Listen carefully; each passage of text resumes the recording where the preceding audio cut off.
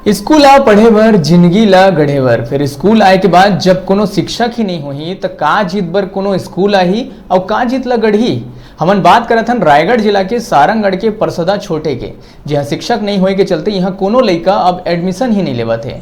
School के एकमात्र शिक्षिका के कहना है कि सत्र 2016-17 में लइकन के संख्या ज्यादा रही, फिर शिक्षक नहीं होए के चलते धीरे धीरे ये संख्या घटत गई। शिक्षक नहीं होए के चलते समय में कोर्स घलो पूरा नहीं हो पाए।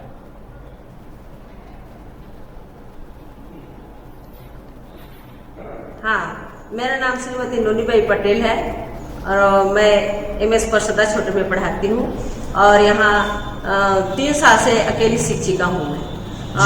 पहले बच्चे कुछ ज़्यादा थे, अब टीचर की कमी की वजह से बच्चे धीरे धीरे कम होते गए हैं और इस साल 3 ही बच्चे हैं। जी, कौन सा स्कूल है?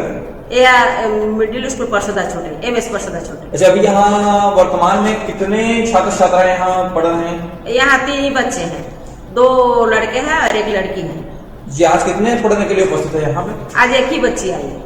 तो डेली तीनों छात्र पढ़ने के लिए उपस्थित है छात्र छात्राएं? नहीं, एक तो विकलांग है, वो कभी कभी आता है और एक लड़की है, एक